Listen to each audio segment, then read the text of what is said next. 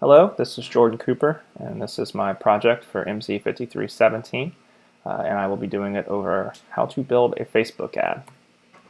So first off, why is advertising on Facebook so popular? Well, there's almost 2 billion people who use Facebook actively, over half of which do so using their mobile devices. So that's a lot of eyeballs to get the message in front of.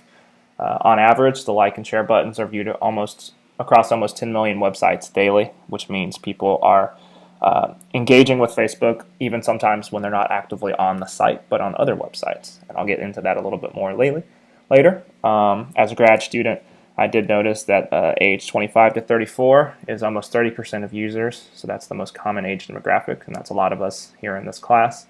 But most importantly, advertising on Facebook is cheap in comparison to some of the traditional types of media, and so a lot of people are seeing the benefits of getting that information out to so many people, along with so many options to target specifically based on the different things that Facebook's able to track about their users.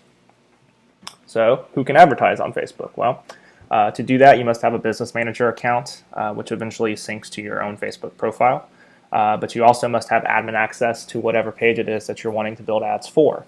This can be done by sending a request to pages from your business manager account once you have it created, which would alert the admins on that page, and they can accept or deny that request, which allows you to post ads on that page's behalf. There's some more training on this that Facebook provides, which is called Blueprint, and you can get certified in that eventually as well. But today I will be providing just kind of a quick oversight of Facebook ads, which will include some screenshots from a sample ad that I have built. So back to targeting that I'd mentioned before and how people are engaging with Facebook or providing Facebook with information even at times when they aren't realizing it. So Facebook created a tool called the Pixel, which is a piece of code that companies can place on their websites. And this enables companies to measure, optimize, and build audiences for advertising campaigns. So this pixel basically tracks web activity on the site and can then coordinate with Facebook back to figure out who's been on the website and use that information to target those specific people who have attended the website, who maybe have put something in their cart to purchase but then didn't actually make the purchase. So basically they can leverage these actions that people take on those websites, and that's done across multiple devices, and that helps them create more effective advertising campaigns and do a better job of targeting. So when you actually get into Business Manager and start working on building an ad campaign, the first thing you want to do is choose an objective. And here in this screenshot, you can see all the different objective options that they provide for you. So some of them fall under the category of awareness, consideration, or conversions. And awareness would typically be more about brand promotion. So it'd be wanting to promote the brands, promote the Facebook page, get more likes, get more people engaged with your page. Consideration typically means you want to try to take people maybe away from Facebook to your own place, meaning like your own website, or maybe you want them to install an app you've designed. And then conversions falls under the realm where if you got them away from your page, away from the Facebook page and to your website, you could actually track it through all the way if they actually made a purchase, which would be considered a conversion. And that would be also done and tracked by the Facebook Pixel. So the next step is creating a target audience, which we'll do over the next couple slides here. But first I started with geography in my example there. I used Austin, San Antonio, and San Marcos specifically to kind of just give you a highlight of how you can use those different geographies, but you can also do it by countries, state or region, cities or postal codes, DMAs, which are advertising districts, or even congressional districts for political type messaging.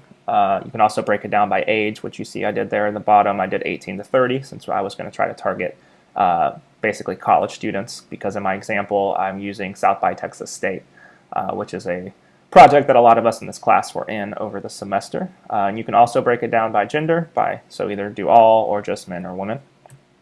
Kind of continuing in that same vein, you can also get a little more specific based on demographics that Facebook is able to get from the information that you share with them. Whenever you create an account and you say that you go to this school or you work here, so you can break it down by education, by interest. You can even break it down by income if you provide that information.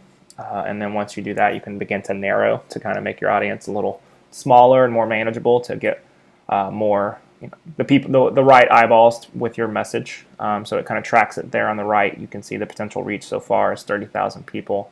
But you can also add connection types. So if you already have people who like your Facebook page, you can either exclude them, exclude fans of the page, or you can target friends of people who have already liked the page, which is called friends of fans. And so that kind of gives you that credibility where if you see that your friend already likes this Facebook page, it might lead you to like it too or be more engaged with an ad from that page. So some ethical concerns that run into and questions you may run into whenever you are using these tools can be, can you target people who are under 18? Can you use these tools to more or less discriminate against people? And are there privacy concerns? Because as you can see, Facebook's able to kind of gather a lot of information about people. And what I think people don't understand is just because you've logged, you've closed the window that Facebook is on. If you were using Google Chrome and using Facebook on that platform, but didn't log out of Facebook, then whenever you are on other websites, within that browser, Facebook can still track you and monitor you because you're still logged in technically. So that's something to keep in mind if some of this kind of creeps you out a little bit, like it does my wife. But yeah, so that's just some of the things you can run into. And when it comes to targeting children, if you do select an age group younger than 18, then it does ask you a series of questions to ensure that you're not soliciting anything improper. So the next stage in building the ad is the planning. So you want to do the budget and the scheduling. It lets you choose between a lifetime budget or a daily budget. But on that first campaign level, you can set a max budget as well, which I had already set to $1,000. Typically, you want to run a campaign from anywhere from a week to a month. Just kind of depends on what your goals are. In my example, I had used 1 month at $1,000. Next, you are allowed to choose the different kind of ad formats you want to see. So a lot of you are probably familiar with these just from having engaged with them on your own feeds. So you can have a carousel ad, which has multiple tiles or images that you can scroll through. A single image or a link ad, which is just one image with some information about it. You can upload a video, create a slideshow of images, and the newest technology that they've come out with is Canvas, which is a lot more immersive and kind of takes up your whole screen and allows you to scroll both up and down and side to side. So you may not have seen many of those yet, but be on the lookout because they will be becoming much more popular soon. So then you can actually finally start building the ad itself once you've kind of done all the background setup for it. When you are selecting creative copy, you want to make sure there's no offensive images. For instance, you can't do any before and after photos. So gyms and people can't take a picture of someone before they went to the gym and then after their gym. You also can't use scare tactics. So if you wanted to do an anti-smoking campaign, you couldn't show a picture of what the lungs look like after smoking as a scare tactic. And then you want to ensure that you apply it to the right Facebook page. And as I mentioned before in my example, I did that for South by Texas State. Then you want to choose a landing page, which in our example, again, was South by Texas State's homepage. Sometimes this can actually be the Facebook page itself if you wanted to just kind of grow awareness and get more likes on your Facebook page. A lot of people here would also take this to a page where you'd be able to start making purchases of some kind if that's the product that you were pushing. It also allows you to edit the headline kind of there at the bottom, which would, in this specific link ad example, would appear right underneath that photo. And then from there, you continue to edit, so you can change the text in the ad and above the image and below the image underneath the headline itself, and you can create a call to action. Right now, mine was selected to learn more, but some other ones you might see is buy now or shop now, get quote, things of that nature. And like I said, you can update the newsfeed description as well. And then once you've got the ad built and it has gone live, Facebook has a lot of built-in tools that allow you to track the performance.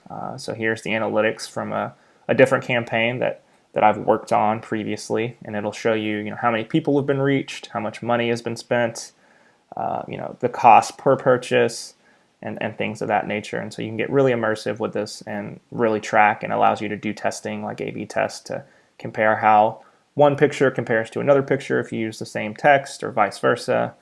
So constantly doing tests is another way and a best practice that Facebook preaches. So what are some of the pros of using Facebook advertising? Well, as I just kind of showed you, it's kind of really quick and easy, but most importantly, it's very cheap and very effective because it provides you those analytic tools, it gives you the feedback and helps you generate reports. And here's just the example of the ad I had built there for South by Texas State. So this could have been used to drive people to our website before the events and had people more engaged with the site while we were attending South by. But there are cons as well. Obviously, a lot of people feel like Facebook more or less is an invasion of privacy because of how much information they not only are able to get from you, but that they're sharing with people who use Facebook advertising. It can come across a little spammy, so you want to make sure that your message is clear and succinct and not super salesy. And it does allow people to be very specific in their targeting, which in some instances can lead to discrimination. So in a gist, that's Facebook advertising, and I thank you for your time.